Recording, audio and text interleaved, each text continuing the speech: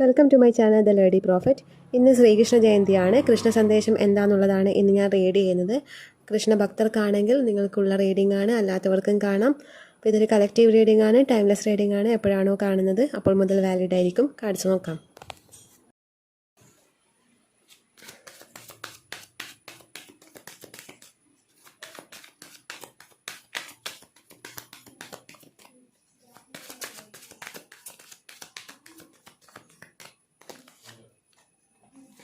Patience, projections,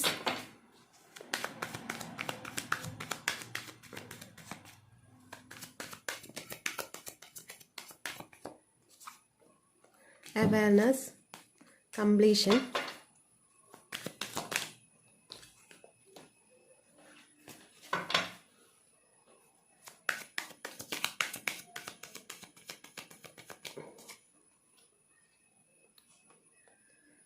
Mysore,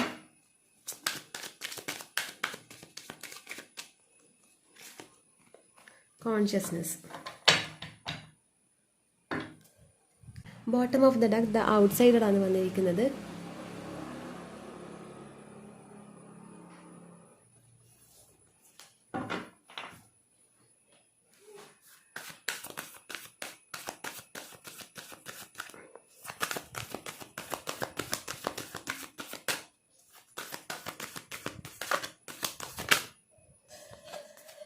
തന്ത്ര,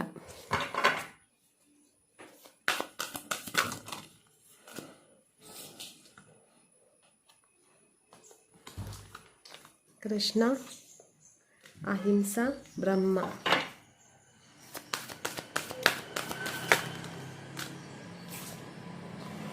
Dhumavati, Kali. Bottom of the duck സരസ്വതിയാണ് വന്നിരിക്കുന്നത്. ഇതൊക്കെയാണ് നിങ്ങൾക്ക് വന്നിരിക്കുന്ന കാർഡ്സ്. കൃഷ്ണ സന്ദേശമാണ് നോക്കുന്നത്. അപ്പോൾ ഇവിടെ നിങ്ങൾക്ക് കൃഷ്ണ എന്ന് പറയുന്ന കാർഡ് വന്നിട്ടുമുണ്ട്. അപ്പോൾ ഇവിടെ മെയിനായിട്ട് വന്നിരിക്കുന്നത് കൃഷ്ണ, അതുപോലെ ബ്രഹ്മ, സരസ്വതി, ധൂമാവതി, കാളി. ഈ ദേവതകളാണ് ഇവിടെ വന്നിരിക്കുന്നത്. അപ്പോൾ ഇത് സൂചിപ്പിക്കുന്നത് ഇവിടെ ബോട്ടം ഓഫ് ദ ഡക്ക് സരസ്വതിയും വന്നിട്ടുണ്ട്, അതുപോലെ ബ്രഹ്മ. രണ്ട് പേരും പെയേഴ്സാണ്. അതായത് ബ്രഹ്മാവും സരസ്വതി എന്ന് പറയുന്നത് സൃഷ്ടിൻ്റെ ഊർജ്ജമാണ്. അതായത് രണ്ട് പേരും സൃഷ്ടിയുടെ രണ്ട് ഭാഗങ്ങളെയാണ് കാണിക്കുന്നത്. സരസ്വതി കാണിക്കുന്നത് സൃഷ്ടിയുടെ ഫെമിനൈൻ എനർജിയും, അതുപോലെ ബ്രഹ്മാവ് കാണിക്കുന്നത് സൃഷ്ടിയുടെ മാസ്കുലൈൻ എനർജിയും. അതായത് ഈ രണ്ട് ഊർജ്ജങ്ങളും ഉണ്ടെങ്കിൽ മാത്രമേ നമുക്ക് സൃഷ്ടിക്കപ്പെടാൻ പറ്റൂ. അതായത് നമുക്ക് എന്തെങ്കിലും ഒന്ന് അവിടെ നമ്മൾ ചെയ്യുന്ന കാര്യം, നമ്മൾ എന്തെങ്കിലും ഒരു ക്രിയേറ്റിവിറ്റി നമ്മൾ ചെയ്യുന്നുണ്ടെങ്കിൽ, നമ്മൾ എന്താണോ ചെയ്യുന്നത് അവിടെ ഈ രണ്ട് ഊർജ്ജങ്ങളും വേണം. അത് തന്നെയാണ് തന്ത്ര കാണിക്കുന്നത്. രണ്ട് ഊർജ്ജങ്ങൾ, സ്ത്രീയും പുരുഷനും നമ്മുടെ ഉള്ളിൽ ഉണ്ടെങ്കിൽ മാത്രമേ, ഈ രണ്ട് എനർജിയും ഒരേപോലെ ബാലൻസിൽ വർക്ക് ചെയ്യുന്നുണ്ടെങ്കിൽ മാത്രമേ നമ്മൾ എന്ത് ചെയ്താലും അത് സക്സസ്സിലെത്തും. അതേസമയം ഈ രണ്ട് എനർജിയും നമ്മളിൽ ഇംബാലൻസ് ആയിട്ടാണ് വർക്ക് ചെയ്യുന്നതെങ്കിൽ ആ ഒരു നമ്മൾ വിചാരിക്കുന്ന റിസൾട്ട് അതിന് കിട്ടണമെന്നില്ല. അതാണ് തന്ത്രേൻ്റെ ഇമ്പോർട്ടൻസ്. എപ്പോഴും ഇവിടെ തന്ത്ര വരാറുണ്ട്. ഞാൻ വീഡിയോ ചെയ്യാമെന്ന് പറഞ്ഞിരുന്നു, പക്ഷേ എന്തൊക്കെയോ തടസ്സങ്ങൾ കൊണ്ട് ആ വീഡിയോ എനിക്ക് ചെയ്യാൻ പറ്റുന്നില്ല. അടുത്ത് തന്നെ ആ വീഡിയോ ഉണ്ടാവും. അപ്പോൾ ഇവിടെ ബ്രഹ്മാവ് കാണിക്കുന്നതെന്ന് വെച്ചാൽ നിങ്ങൾക്കിപ്പോൾ സൃഷ്ടിക്കപ്പെടാനുള്ള സമയമായി എന്നുള്ളതാണ്. പലതും നിങ്ങൾക്കിപ്പോൾ ക്രിയേറ്റ് ചെയ്യേണ്ട ഒരു സമയമായി എന്നുള്ള ആ ഒരു തിരിച്ചറിവ്, ആ ഒരു സ്പേസ് എനർജി നിങ്ങളിലേക്ക് വന്നിട്ടുണ്ട്. അപ്പോൾ അത് വരാൻ തുടങ്ങുമ്പോഴാണ് സരസ്വതി ഫെമിനൈൻ എനർജിയാണ്, ഫ്ലോ ആണ്. അപ്പോൾ അവിടെ ഫ്ലോ ചെയ്യണം. നിങ്ങളുടെ ക്രിയേറ്റീവ് എനർജിയിൽ കണക്റ്റ് ആകുമ്പോഴാണ് സരസ്വതി അവിടെ ഫ്ലോ ചെയ്യുക. അപ്പോൾ നിങ്ങൾക്ക് എന്തെങ്കിലും ക്രിയേറ്റീവായിട്ടുള്ള ടാലൻ്റ് ഒക്കെ ഉള്ള ആളാണെങ്കിൽ, ചിത്രം വരെയോ അതല്ലെങ്കിൽ പാട്ട്, ഡാൻസ്, ഏത് ക്രാഫ്റ്റ്, എന്ത് നിങ്ങൾക്ക് ക്രിയേറ്റീവായിട്ടുള്ള ടാലൻസ് ഉണ്ടോ ആ ഒരു ക്രിയേറ്റീവ് എനർജിയുമായിട്ട് നിങ്ങൾ കണക്റ്റ് ആവുന്ന സമയമാണ് നിങ്ങളിൽ സരസ്വതി ഫ്ലോ ചെയ്യുക. ഇപ്പോൾ ആ ഒരു സമയമായിട്ടാണ് കാണാൻ പറ്റുന്നത്. അപ്പോൾ കൃഷ്ണൻ്റെ സന്ദേശം എന്ന് പറയുന്നത് ഈ രണ്ട് എനർജി ബാലൻസിൽ കൊണ്ടുവരാൻ വേണ്ടിയിട്ടാണ്. ഇപ്പോൾ ഏകദേശം നിങ്ങൾ അതിൽ കണക്റ്റ് ആയിട്ടുണ്ട് എന്ന് കാണിക്കുന്നുണ്ട്. കൃഷ്ണ കാണിക്കുന്നതും അത് തന്നെയാണ്. സ്ത്രീയും പുരുഷനും രണ്ട് വ്യക്തികൾ തമ്മിലുള്ള ബന്ധത്തെയല്ല, പ്രണയം എന്ന് പറയുന്ന ഒരു പ്യൂരിറ്റി ഉള്ള, ജെന്യൂൻ ആയിട്ടുള്ള, അതാണ് ട്രൂത്ത്. ഈ ഒരു പ്രപഞ്ചത്തിൻ്റെ തന്നെ ട്രൂത്ത് എന്ന് പറയുന്നത് പ്രണയമാണ്. അപ്പോൾ ആ ഒരു പ്രണയത്തെയാണ് നിങ്ങൾ മനസ്സിലാക്കേണ്ടത്. ഒരു വ്യക്തിയിലോ അതല്ലെങ്കിൽ ഒരു വസ്തുവിലോ ഒന്നും നിങ്ങൾ പോകേണ്ടതല്ല. ആ ഒരു ശുദ്ധമായിട്ടുള്ള പ്രണയത്തെയാണ് നിങ്ങൾ എക്സ്പീരിയൻസ് ചെയ്യേണ്ടത്. ആ ശിവബോധത്തിലെത്തുമ്പോഴാണ് നമ്മൾക്ക് ആ ഒരു പ്രണയം രണ്ടും ഒന്നാണ് എന്നുള്ള തിരിച്ചറിവ് എത്തുന്നത്. ആ ശിവബോധം കണക്റ്റ് ആകുമ്പോഴാണ് നമുക്ക് ആ പ്രണയം നമുക്ക് എക്സ്പീരിയൻസ് ചെയ്യാൻ പറ്റുന്നത്. അതായത് ശിവബോധത്തിൽ നമ്മൾ കണക്റ്റ് ആവണമെങ്കിൽ അവിടെ ശക്തി കൂടിയേ തീരൂ. അതാണ് ഇവിടെ തന്ത്ര കാണിക്കുന്നത്. അത് ശക്തിയും ശിവനും ഒന്നാകുമ്പോഴാണ് അത് നമ്മുടെ മൂർധാവിൽ, നമ്മുടെ ക്രോൺ ചക്രയിലാണ് ആ ഒരു ശ്രീചക്രം ഉള്ളത്. അപ്പോൾ അവിടെയാണ് നമുക്ക് ഈ ഒരു ശക്തിയും ശിവനും ഒന്നാകുന്നത്. നമ്മുടെ കുണ്ടലിനി അവേക്കണിങ് ആകുമ്പോൾ അവിടെ ശക്തി ഉണർന്ന് മുകളിലുള്ള മൂർധാവിലുള്ള ശിവനെ തേടി പോകുകയാണ് ചെയ്യുന്നത്. ആ ഒരു സംയോജനത്തിലാണ് പ്രണയം എന്താണെന്ന് നമുക്കറിയാൻ പറ്റുന്നത്. അത്ര വരെയും വേർപാടാണ്, അതായത് ഡുവാലിറ്റിയാണ്. ഡുവാലിറ്റിയിൽ നിന്നിട്ടാണ് നമ്മൾ മനസ്സിലാക്കുന്നത്. അതായത് നമ്മൾ പുറത്തൊരു വ്യക്തിയെ പ്രണയിക്കാൻ പോകുമ്പോൾ അവിടെ നമ്മൾ ഡുവാലിറ്റിയാണ് കാണുന്നത്. അതേസമയം ഇത് ഒന്ന് ചേർന്ന് കഴിഞ്ഞാൽ, നമ്മൾ തന്ത്രയൊക്കെ പ്രാക്ടീസ് ചെയ്ത് ഈ രണ്ട് ശക്തിയും ഈ രണ്ട് എനർജിയും തമ്മിൽ ഒന്ന് ചേർന്ന് കഴിയുമ്പോൾ അവിടെയാണ് ശരിക്കും പ്രണയത്തിൻ്റെ, അതാണ് ശരിക്കും ബ്ലിസ്, ആനന്ദം എന്ന് പറയുന്നത്. നമ്മുടെ ആനന്ദമായ കോശം എന്നൊക്കെ പറയുന്ന ഇവിടെ എത്തുമ്പോഴാണ്. അപ്പം അതിനെയാണ് പറയുന്നത്. അത് തന്നെയാണ് കൃഷ്ണ പറയുന്നത്, ആ ശുദ്ധമായിട്ടുള്ള ശുദ്ധബോധത്തിൽ അറിഞ്ഞുകൊണ്ടുള്ള ശിവബോധം. ആ ഒരു ശുദ്ധബോധത്തെയാണ് ശിവബോധം എന്ന് പറയുന്നത്. അവിടെ എത്തുമ്പോഴാണ് നമുക്ക് പ്രണയം എന്ന് പറയുന്ന ഒരു ഇത് വരുന്നത്. ഏകദേശം ആ ഒരു ജേണിയിൽ തന്നെയാണ് ഈ കടന്നു പോകുന്നവരുള്ളത്. ഇവിടെ പ്രത്യേകം മനസ്സിലാക്കേണ്ട കാര്യം എന്ന് വെച്ചാൽ ഇവിടെ ബ്രഹ്മാവും സരസ്വതിയും വന്നിട്ടുണ്ട്. ഇത് കാണിക്കുന്നത് നിങ്ങൾ സ്പിരിച്വാലിറ്റിയിൽ മാത്രം കോൺസെൻട്രേറ്റ് ചെയ്താൽ പോരാ, ഇവിടെ മെറ്റീരിയലിസ്റ്റിക് ആയിട്ടുള്ള കാര്യവും ചെയ്യണം. എന്നാൽ മാത്രമേ അവിടെ ലൈഫുള്ളൂ. അതല്ല സ്പിരിച്വൽ കാര്യങ്ങൾ മാത്രമായിട്ട് പോവുകയാണെങ്കിൽ അവിടെ ഫ്ലോപ്പായി പോകും. അവിടെ നിങ്ങളുടെ ലൈഫ് ഇല്ലാണ്ടാവുകയാണ് ചെയ്യുക. അതായത് മെറ്റീരിയലിസ്റ്റിക്കലി നിങ്ങൾ ഒരുപാട് പ്രശ്നം അനുഭവിക്കുന്നത് ഇവിടെ ഡിറ്റാച്ച്ഡ് ആയിട്ടായിരിക്കും നിങ്ങൾ ഉണ്ടാവുക. നമുക്കിവിടെ ഒരു ശരീരമുണ്ട്. ഈ ശരീരത്തിന് ആവശ്യമായിട്ടുള്ള കാര്യങ്ങൾ അവിടെ കൂടിയേ തീരൂ. അത് ആദിപരാശക്തിയാണ്. അപ്പോൾ ആ ഒരു ആദിപരാശക്തിക്ക് ആവശ്യമുള്ള എല്ലാം അവിടെ വേണം. നമ്മൾ ക്രിയേറ്റീവായിട്ടുള്ള കാര്യങ്ങളും ചെയ്യണം. അതേസമയം ശിവനിൽ മാത്രമാണ് പോകുന്നതെങ്കിൽ, ശിവബോധം എന്ന് പറയുന്ന സ്പിരിച്വാലിറ്റി മാത്രമാണ്. ശിവബോധത്തിൽ നമ്മൾ എത്തണമെങ്കിൽ അവിടെ ശക്തി കൂടിയേ തീരൂ. ശക്തിയിലൂടെ മാത്രമേ നമുക്ക് ശിവനിലേക്ക് എത്താൻ പറ്റൂ. അതുകൊണ്ടാണ് മെറ്റീരിയലിസ്റ്റിക് ആയിട്ടുള്ള കാര്യങ്ങൾ ശ്രദ്ധിക്കാൻ പറയുന്നത്. കാരണം ശക്തി എന്ന് പറയുന്ന എനർജി മെറ്റീരിയലിസ്റ്റിക് ആണ്. ശിവം എന്ന് പറയുന്ന എനർജി സ്പിരിച്വാലിറ്റിയാണ്. സ്പിരിച്വാലിറ്റിയിൽ മാത്രം ഫോക്കസ് ആയി കഴിഞ്ഞാൽ അവിടെ ഇല്ല. കാരണം ശിവൻ ഉണ്ടെങ്കിൽ ശക്തി ഉണ്ടാവണം, ശക്തി ഉണ്ടെങ്കിൽ ശിവൻ ഉണ്ടാവണം. ശക്തിയിലൂടെ മാത്രമേ നമുക്ക് ശിവനിലേക്ക് കണക്റ്റ് ആകാൻ പറ്റൂ. ശിവബോധത്തിൽ നമ്മൾ എത്തണം എന്നുണ്ടെങ്കിൽ അതിനുള്ള വഴി ശക്തിയാണ്. ശക്തി എന്ന് പറയുന്നത് ക്രിയേറ്റീവ് ആയിട്ടുള്ള എനർജിയാണ്, മെറ്റീരിയലിസ്റ്റിക് ആയിട്ടുള്ള എനർജിയാണ്, ആദിപരാശക്തിയാണ്. അപ്പോൾ അവിടെ വരേണ്ടത് നിങ്ങൾ മെറ്റീരിയലിസ്റ്റിക് ആയിട്ടുള്ള കാര്യങ്ങളും ഫോക്കസ് ചെയ്യണം എന്നുള്ളതാണ് കാണിക്കുന്നത്. സ്പിരിച്വാലിറ്റിയിൽ മാത്രം നമുക്ക് ഒരിക്കലും പോകാൻ പറ്റില്ല. അപ്പോൾ ഈ രണ്ട് എനർജിയും അവിടെ തുല്യമായിട്ട് വരണം, ബ്രഹ്മാവും സരസ്വതിയും. ഇത് തന്ത്രയിൽ വരുന്നുണ്ട്. അതുതന്നെയാണ് ശിവബോധം കാണിക്കുന്നത്, ശിവനും ശക്തിയും. അതുതന്നെയാണ് കൃഷ്ണയും കാണിക്കുന്നത്, പ്രണയം. ആ പ്രണയം അറിയണമെന്നുണ്ടെങ്കിൽ നമ്മളിൽ ഈ രണ്ട് കാര്യങ്ങളും ഡിഫറെൻ്റ് ആയിട്ട് നമ്മളൊരു ഡുവാലിറ്റിയിൽ നിൽക്കുമ്പോൾ നമുക്ക് ഇഷ്ടമാണ് ഉണ്ടാവുക, അതായത് സിമിലാരിറ്റി. നമ്മൾ ആ പ്രണയം അറിയണമെന്നുണ്ടെങ്കിൽ അവിടെ ടോട്ടാലിറ്റിയാണ്. പ്രണയം എന്ന് പറയുന്നത് ടോട്ടാലിറ്റിയാണ്. ആ ടോട്ടാലിറ്റി എന്ന് പറയുന്നത് ശിവനും ശക്തിയും കൂടിച്ചേരുമ്പോഴാണ് ടോട്ടാലിറ്റി ഉണ്ടാവുന്നത്. അതല്ലെങ്കിൽ കുണ്ടലിനിയായിട്ട് ശക്തി നമ്മുടെ റൂട്ട് ചക്രയിലും ശിവനായിട്ട് മൂർധാവിലും നിൽക്കുകയാണ് ചെയ്യുന്നത്. രണ്ടും രണ്ട് ഭാഗത്താണ് ഉള്ളത്. ആ ഒരു സമയത്താണ് നമുക്ക് സിമിലാരിറ്റി, ഇഷ്ടം, പ്രേമം അങ്ങനെയൊക്കെ വരുന്നത്. ശുദ്ധബോധത്തിലെത്തുമ്പോഴാണ് പ്രണയം വരുന്നത്. അപ്പോൾ ആ ഒരു കാര്യം നിങ്ങൾ ഓർക്കേണ്ടതാണ്. മെറ്റീരിയലിസ്റ്റിക് ആയിട്ടുള്ള കാര്യങ്ങളും ശ്രദ്ധിക്കണം എന്നുള്ളതാണ് ഇവിടെ കൃഷ്ണ കാണിക്കുന്നത്. കൃഷ്ണ സന്ദേശം മെയിനായിട്ട് വരുന്നത് രണ്ടിനും തുല്യ ഇമ്പോർട്ടൻസ് കൊടുക്കുക. സ്പിരിച്വാലിറ്റിക്ക് മാത്രം കൊടുക്കാൻ പാടില്ല, മെറ്റീരിയലിസ്റ്റിക്ക് മാത്രം കൊടുക്കാൻ പാടില്ല. ഇത് രണ്ടും എപ്പോഴാണോ ബാലൻസിൽ വരുന്നത് ആ സമയത്താണ് നമ്മുടെ ഫെമിനൈൻ മാസ്കുലൈൻ എനർജി ബാലൻസ് ആവുന്നത്. ആ സമയത്ത് മാത്രമാണ് നമുക്ക് ആ പരമാനന്ദം ഉണ്ടാകുന്നത്. ഇത് രണ്ടും കൂടിച്ചേരുമ്പോൾ മാത്രം. അപ്പോൾ ആ ഒരു കാര്യം ശ്രദ്ധിക്കണം എന്നുള്ളതാണ് ഇവിടെ കൃഷ്ണ കാണിക്കുന്നത്. പിന്നെ നിങ്ങൾക്ക് ധൂമാവതി വന്നിട്ടുണ്ട്, കാളി വന്നിട്ടുണ്ട്. ധൂമാവതി കാണിക്കുന്നത് ഇത്രയും കാലം നിങ്ങൾക്ക് എന്തെങ്കിലും മോശപ്പെട്ട അനുഭവങ്ങൾ ഉണ്ടായിട്ടുണ്ടാവാം. പക്ഷെ ആ ഒരു കാര്യങ്ങളൊക്കെ നിങ്ങളെ പലതും പഠിപ്പിക്കുമായിരുന്നു. ഒരു ലെസൺ ആയിരുന്നു നിങ്ങൾക്ക് ഈ കാര്യങ്ങളൊക്കെ. അപ്പോൾ അതിന് നിങ്ങൾ നന്ദി പറയണം. കാരണം അങ്ങനെയുള്ള ഇൻസിഡൻസ്, നെഗറ്റീവായിട്ടുള്ള, നിങ്ങളെ വിഷമിപ്പിക്കുന്ന, നിങ്ങൾ സ്ട്രഗിൾ ചെയ്യുന്ന ഇൻസിഡൻസ് ഒന്നും നിങ്ങളുടെ ലൈഫിൽ ഉണ്ടായിട്ടില്ലെങ്കിൽ ഇപ്പോഴും നിങ്ങളൊരു സേഫ് സോണിലായിരിക്കും ഉണ്ടാവുക. ഒരു കാര്യവും നിങ്ങൾക്ക് അറിയാൻ പറ്റില്ല. ഒരു പൊട്ടക്കിണറ്റിൽ തവളയൊക്കെ പോലെ ഇങ്ങനെ സാധാരണ ആൾക്കാരെ പോലെ ഇങ്ങനെ ജീവിക്കേണ്ടി വരും. ഇങ്ങനെയുള്ള അനുഭവങ്ങൾ ഉണ്ടായതുകൊണ്ട് മാത്രമാണ് പല കാര്യങ്ങളും നിങ്ങൾക്ക് അറിയാൻ പറ്റിയതും നിങ്ങളുടെ ട്രൂത്ത് എന്താണെന്ന് മനസ്സിലാക്കാൻ പറ്റിയതും ഒക്കെ. അപ്പം ധൂമാവതി ദേവി അവിടെ വരുന്നതെന്ന് വെച്ചാൽ നിങ്ങളെ പല നെഗറ്റീവായിട്ടുള്ള ഇൻസിഡൻറ്റിലൂടെയും കൊണ്ടുവരുന്നത് സത്യത്തിലേക്കാണ് എന്നുള്ളതാണ്. ആ സത്യത്തിലേക്ക് കടത്താൻ വേണ്ടിയാണ് ധൂമാവതി നിങ്ങളിലേക്ക് വരുന്നത്. അത് നിങ്ങളെ ഒറ്റപ്പെടുത്തിയിട്ടായിരിക്കും നിങ്ങളെ പല നെഗറ്റീവ് സിറ്റുവേഷനിലും ഹാൻഡിൽ ചെയ്യിപ്പിക്കാൻ വേണ്ടി പഠിപ്പിക്കുന്നതാണ്. പ്രിപ്പറേഷൻ ടൈമാണത്. ആ സമയത്ത് നിങ്ങൾ ഒരുങ്ങി നിൽക്കേണ്ടതാണ്. അതായത് ഇപ്പം നിങ്ങൾ നന്ദി പറയുകയാണ് വേണ്ടത്. നിങ്ങളുടെ ലൈഫിൽ എന്തൊക്കെ നെഗറ്റീവ് ഇൻസിഡൻസ് ഉണ്ടായിട്ടുണ്ടോ അതിനൊക്കെ നിങ്ങളിപ്പം നന്ദി പറയേണ്ട ഒരു സമയമാണ് എന്നാണ് കൃഷ്ണയുടെ മറ്റൊരു സന്ദേശം. അപ്പോൾ ഇത്രയും കാലം ഈ ഒരു മൊമെൻറ്റ് വരെ, ഈ ഒരു റീഡിങ് കാണുന്ന ഈ ഒരു മൊമെൻറ്റ് വരെ നിങ്ങളുടെ ലൈഫിലുള്ള എല്ലാ നെഗറ്റീവ് സിറ്റുവേഷനിലും നിങ്ങൾ നന്ദി പറയണം. കാരണം ആ സിറ്റുവേഷനാണ് നിങ്ങളെ ഇന്ന് ഈ വിധത്തിൽ എത്തിച്ചത്. നിങ്ങളുടെ ബോധം ഉയർന്നത് അങ്ങനെയുള്ള സിറ്റുവേഷൻ നിങ്ങളുടെ ലൈഫിൽ വന്നതുകൊണ്ട് മാത്രമാണ്. കോൺഷ്യസ്നെസ് കാണിക്കുന്നതാണ്, അവയർനെസ് കാണിക്കുന്നതാണ്, കംപ്ലീഷൻ കാണിക്കുന്നത് നിങ്ങൾക്ക് പൂർണ്ണത വരാനുണ്ട്. പുറത്ത് ആരെയോ തേടിക്കൊണ്ടിരിക്കുന്ന ആൾക്കാരുണ്ട്. മനസ്സിലാക്കേണ്ട കാര്യം, നിങ്ങൾ നിങ്ങളുടെ ഉള്ളിലെ ഫെമിനൈൻ മാസ്കുലൈൻ എനർജിയിലെ ബാലൻസിങ്ങിനെയാണ് തേടിക്കൊണ്ടിരിക്കുന്നത്. അതായത് പൂർണ്ണത. അത് ബാലൻസ് ആകുമ്പോഴാണ് നിങ്ങളിൽ കംപ്ലീഷൻ ഉണ്ടാവുന്നത്. ഈ രണ്ട് കാര്യങ്ങളും വരണം. അത് കുണ്ടലിനി അവേക്കണിങ് ആവണം, ഇത് മൂർധാവിൽ എത്തണം, ശിവനുമായിട്ട് യോജിക്കണം. ഇതൊന്നും അത്ര ഈസി ആയിട്ടുള്ള കാര്യമേ അല്ല. ഇതൊക്കെ ഒരുപാട് യോഗയും സാധനയും ഒക്കെ ചെയ്തു വരുമ്പോൾ മാത്രമാണ് ഇതൊക്കെ നടക്കുന്നത്. പിന്നെ പ്രത്യേകം ശ്രദ്ധിക്കേണ്ട കാര്യം, ഇതിൽ മാത്രം ഫോക്കസ് ചെയ്യാൻ പാടില്ല. നിങ്ങൾക്ക് ജോലിയുണ്ട്, കുട്ടികളുണ്ട്, കുടുംബമുണ്ട്, എല്ലാം ഉണ്ടാവാം.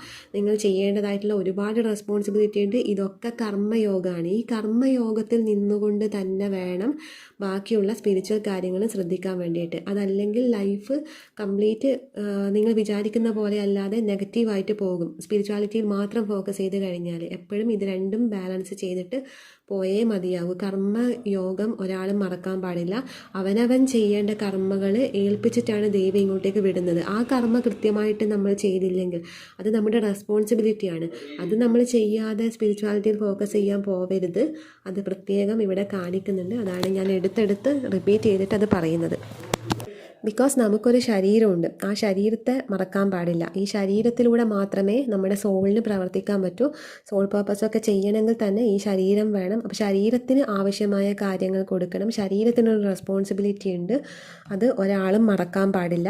നമ്മുടെ ശരീരം ഒന്നുമല്ല എന്നൊക്കെ പറയും. പക്ഷെ എന്നാലും എല്ലാറ്റിലും അന്നമയ കോശത്തിലാണ് നമ്മൾ തുടങ്ങുന്നത്. അന്നമയ കോശത്തിൽ തുടങ്ങിയാൽ മാത്രമേ നമ്മുടെ ആനന്ദമയ കോശത്തിലേക്ക് എത്തുന്നുള്ളൂ. ആദ്യം അന്നമയമാണ്. അന്നമയം എന്ന് പറയുന്നത് നമ്മുടെ ബോഡി. നമ്മുടെ ബോഡിയിലാണ് ആദ്യം വർക്ക് ചെയ്യേണ്ടത്.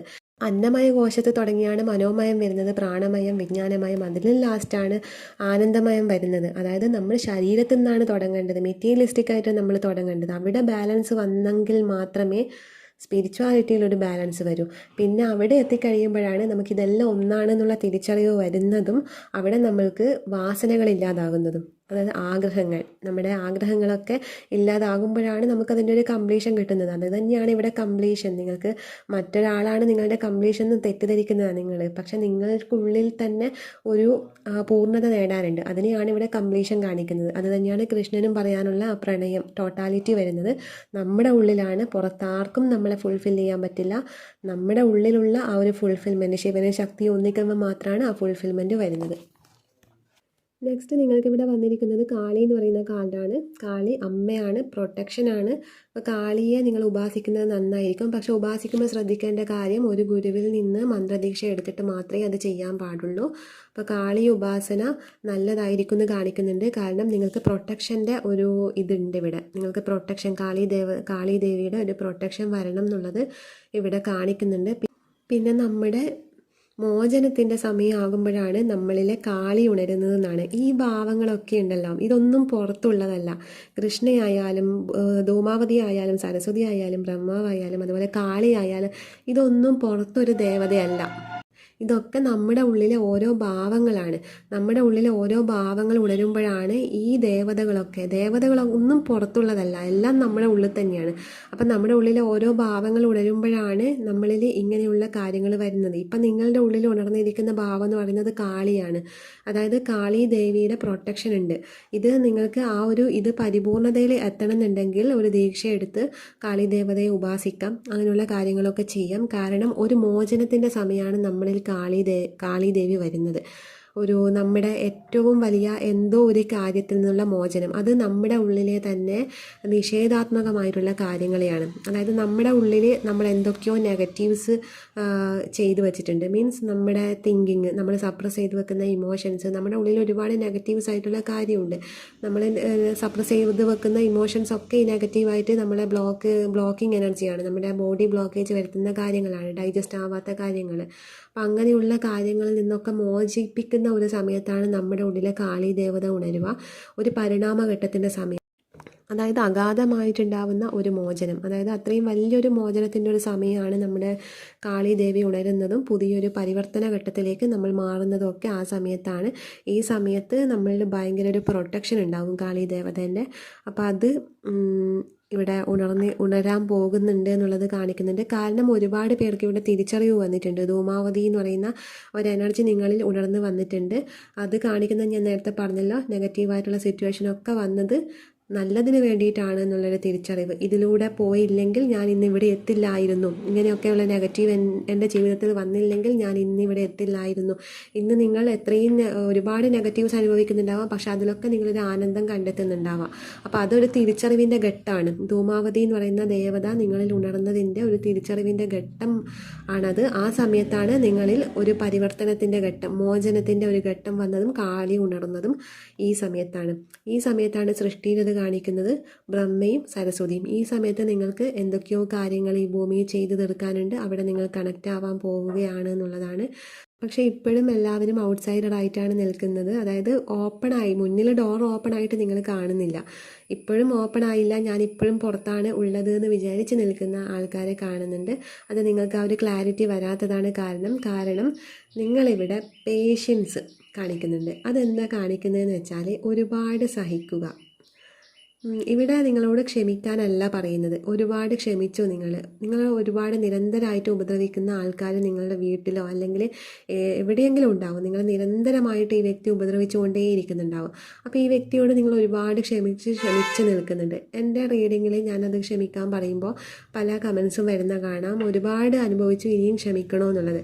ക്ഷമ എന്ന് പറയുന്നത് സഹനം, ആ സഹനം എന്ന് പറയുന്നത് ദിവ്യമായിട്ടുണ്ടാവുന്ന ഒരു കഴിവാണ്. ക്ഷമിക്കുക എന്ന് പറയുന്നത് അത്രയും നല്ല ഒരു മനസ്സിനുടമയായ ഒരാൾക്ക് മാത്രമേ ക്ഷമ എന്ന് പറയുന്നത് പറ്റൂ. പക്ഷേ ഇവിടെ ശ്രദ്ധിക്കേണ്ട കാര്യം ബൗണ്ടറി വേണം. അതായത് എവിടെ ക്ഷമിക്കണം, എവിടെ റിയാക്ട് ചെയ്യണം എന്നുള്ള കൃത്യമായിട്ടുള്ളൊരു ക്ലാരിറ്റി നിങ്ങൾക്ക് വേണം. ഇവിടെ അതില്ല. പലരും ചോദിക്കുന്ന കാണാറുണ്ട്, ഇനി എത്രയാണ് ക്ഷമിക്കുക എന്നുള്ളത്. അത് ഞാൻ നിങ്ങൾക്ക് പറയുന്നത് മനസ്സിലാവാത്തത് കൊണ്ടാണ്.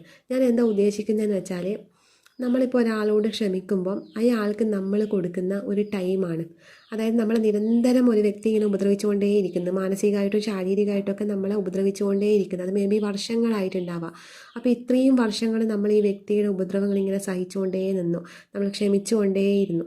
അവിടെ എന്താ സംഭവിക്കുന്നത്? അവിടെ നിങ്ങൾ ആ വ്യക്തിക്ക് വളം ഇട്ട് കൊടുക്കുകയാണ് ചെയ്യുന്നത്. അതായത് ആ വ്യക്തിക്ക് നന്നാവാനുള്ള ഒരു ഇതല്ല നിങ്ങൾ കൊടുക്കുന്നത്. ആ വ്യക്തി ഇനിയും തെറ്റുകൾ ചെയ്തോട്ടെ എന്നുള്ള രീതിയിൽ വളം ഇട്ട് കൊടുക്കുകയാണ് ചെയ്യുന്നത്. അത് നിങ്ങൾ ആരോട് ചെയ്യുന്ന തെറ്റാണ്? നിങ്ങളോടും ആ വ്യക്തിയോടും സമൂഹത്തിനോടും ചെയ്യുന്ന തെറ്റാണ്.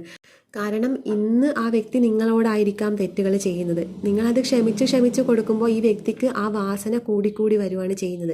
ഇങ്ങനെ ചെയ്താലും ആരും റിയാക്ട് ചെയ്യില്ല എന്നുള്ളൊരു തിരിച്ചറിവ് അവിടെ നിങ്ങൾ കൊടുക്കുകയാണ് ചെയ്യുന്നത്. അത് തിരിച്ചറിവല്ല, നിങ്ങൾ അവിടെ കൊടുക്കുന്നത് അയാൾക്ക് ദുഷ്ടനായി വളരാനുള്ള ഒരു വളം ഇട്ട് കൊടുക്കുകയാണ് ചെയ്യുന്നത്. അത് നാളെ സമൂഹത്തിനും വിനയാണ്. കാരണം ആൾ ഇന്ന് നിങ്ങളോട് ചെയ്യുന്നത് നാളെ മറ്റുള്ളവരോടും ചെയ്യും. പിന്നെ അത് ആൾക്കാരുടെ എണ്ണം കൂടി വരും. അപ്പോൾ അവിടെ നിങ്ങൾ ചെയ്യേണ്ടതെന്ന് വെച്ചാൽ, സഹനം എന്ന് പറയുന്നതിന് ഒരു പരിധിയുണ്ട്. അവിടെ നിങ്ങൾ ആ ആൾക്ക് നന്നാവാൻ കൊടുക്കുന്ന സമയത്തെയാണ് സഹനം എന്ന് പറയുന്നത്. അപ്പോൾ ഇവിടെ നിങ്ങൾ എന്താണ് ചെയ്യേണ്ടത്? സഹനം എന്ന് പറയുന്നത് ആ ആൾക്ക് നിങ്ങൾ നന്നാവാൻ കൊടുക്കേണ്ട ഒരു അവസരമാണ്.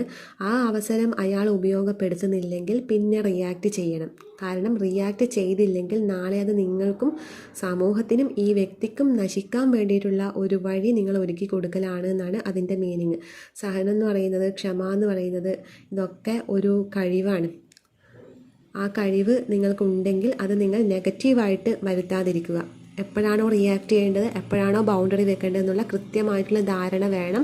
കാരണം ആ വ്യക്തിക്ക് നന്നാവാൻ ഒരുപാട് അവസരങ്ങൾ നിങ്ങൾ കൊടുത്തു.